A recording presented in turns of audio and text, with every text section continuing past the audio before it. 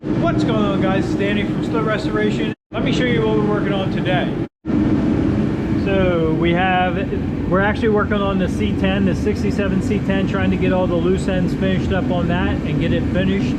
We did get this plumbing done underneath the intake, so this 90 is actually going to have a line coming off, and that's going to be where our map sensor will read and register off of. This is a plug, this is a plug. This is a bigger size fitting, so if you had power brakes, vacuum power brakes, you could run it off there if need be. We have it plugged because we did that manual conversion on this. This one is actually going to go in and power the vintage air.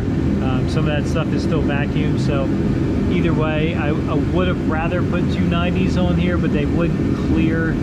We did get the fuel rails on there. I had to modify some stuff. These injectors are short, so we had to modify our brackets. There's 3 brackets that actually bolt this fuel rail down. We were able to get all that done. Everything's plumbed up. We have our crossover line, as you can see, and on the back side here is our feed. So all that's good. We're getting ready to drop this back on the engine and get it bolted down for the final time and start plugging some stuff up.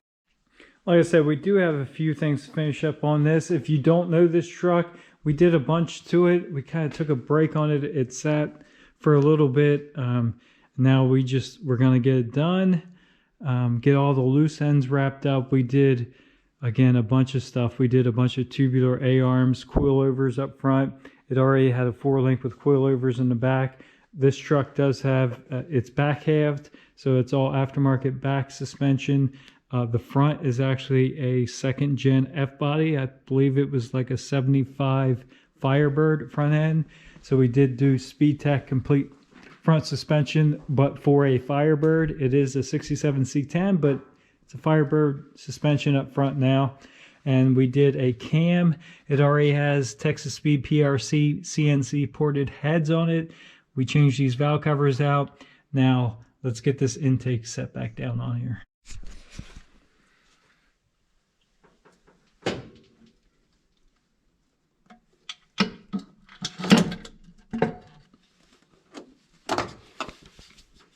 Probably blocked most of your light there, but we did get that set back down. We already had this mocked up, so once we got the fuel rails all plumbed up and bolted down, and then the plumbing for the vacuum stuff under the intake there, it's just a matter of putting it back on. We'll get it all bolted down, torqued down, and then we'll jump back on and hook the injectors up and all the wires and stuff that need to be hooked back up. We'll go ahead and address that. Got the intake on and bolted down. We started doing some of the wiring, routing. It'll take a little bit to get this all nice and neat in the way I want it, as much hidden as possible. But the wiring harness was already made up and heat shrinked and loomed and stuff like that. So without completely disassembling this harness, we are stuck with kind of the routing it was before, for the most part. But I think we can make it look really good. We need to lengthen this vacuum line and run it down under the intake, and that'll look a lot better also. But for the most part, it's on there. So I did get a new tool, and we have to finish up a couple things underneath. So let's go ahead and put this truck up. So here's that new tool. It's actually a simple device. It's bolts on in place of your starter for an LS engine, and it holds the flywheel with these teeth right here from spinning, and that will make it. One of the loose ends I needed to finish up was to torque that balancer bolt down. That's the old bolt in there right now. We do have an ARP to go back in, but I never did do that when I did the cam swap. So again, we're just tying up all the loose ends, but that will keep the engine from spinning as we tighten and torque that crank bolt down. But here's our new ARP bolt kit, and I know inside there under that lube it does have a instruction sheet and gives you the torque spec. So we'll go ahead and we do have to drop the starter back off, which is simple. It's 2 bolts, and then we'll bolt that holder, flywheel holder, in place, see how all that works out. We have the starter unbolted there. We have our little holder here. We'll go ahead and slip that up in there and bolt the 2 bolts up just like you would the starter. With our holder now bolted in place, now the engine will not spin. We can go ahead and torque that down. We do have our ARP bolt in there. It is a 12 point, and it's a, what size is this? 1/16. Fits it pretty nicely. So we did put some ARP moly lube or torque lube, whatever you want to call it, on the threads, under the head of the bolt and on the face of the washer. So lube the whole thing up so it gets the correct torque rating, and it does get torqued to 235 foot-pounds. We got our torque wrench. As you can see, it's set for 235, and this is a pretty good size torque wrench because that's a pretty good size torque spec. So we'll go ahead and get that cinched down, and we'll get that pulley bolted on, and then we can actually get this belt fastened and hooked up for the last time. And we'll go, at that point we're done with that holder. We'll take it off and reinstall our starter. Again, this is all aftermarket stuff. So this is a ATI super damper, SFI approved. Not that this engine at all needs it, but that's what was on it. And that's also what this accessory drive calls for. So it's got the removable pulley. On a stock LS, the pulley would be integrated into the balancer, but this is all aftermarket front drive accessory. So it'll be slightly different, but the procedures are still all the same. We're all good there. Starter's back on, pulley's back on, belt's back on. All that's finished up. It's looking good. We did do some adjustments back here. We turn around here. We have coilovers back here because this thing was back halved. I go over all that in another video. I again didn't do the work. Not at all it's bad work. I just didn't do it. It's not something I did in the shop. We're just improving what's there. So we did the Mosier rear end cover that has the supports on it. This is a Grand National 8.5 inch rear end housing. We did Willwood disc brakes. You can see in there, and they're pretty large diameter. So we had, this did have drum on it, so we had to do quite a bit of modification with that to get these to work. Again, there's videos about that.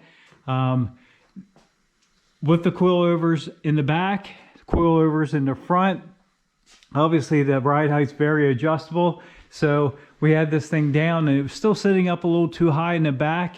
We had, as you can see here, the spring is just starting to come loose.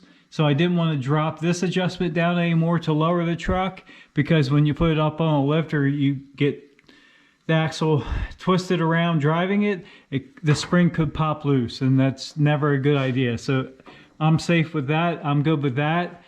So we did, it's all adjustable here. So we dropped it down one more hole, which by the way is the last section we can go here, which dropped it down roughly another 3/4 to an inch further in the back.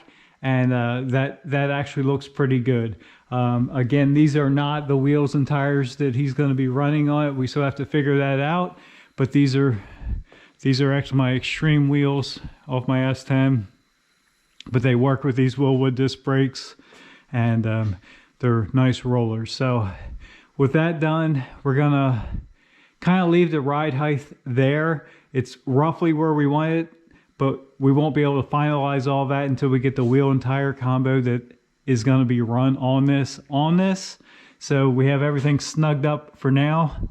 C10, we do have a few things to finish up, and one of the big things we're getting ready to do right now is the inner fenders are coming out of this.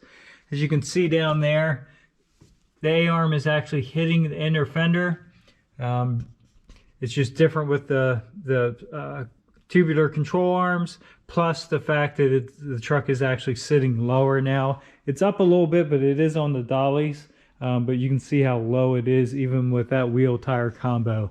So we're gonna make them look a little bit better than they did. As you can see here, they had them really roughly notched, and this is actually just a rough cut. So we'll make them really nice, and I'll probably do a radius, not like a square cut like that. I think it'll look much better. So We did finish up a couple other things, but stay tuned. The video is getting pretty long at this point, so we'll come back to this in a little bit.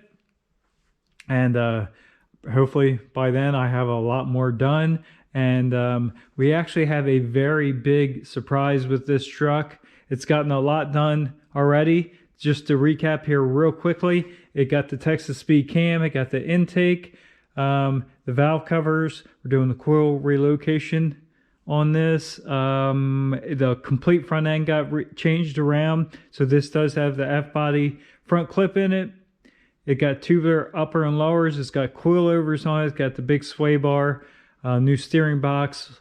We put the Willwood disc brakes on the front and back. And it also got the Willwood master cylinder, which we have to finish hooking the lines up, but everything is mounted. I don't think I even showed that. Master cylinder is actually bolted to the firewall with the proportioning valve, and everything's run inside. Once we get the inner fender out here, it will be a little bit easier to hook those lines up. I'll have to rebend them and cut them and trim them and all that kind of stuff. So if that wasn't enough with this truck, it's actually going to look really different here. Like I said, a big surprise coming with this truck. So stay tuned. Thanks for stopping by. Have a good day.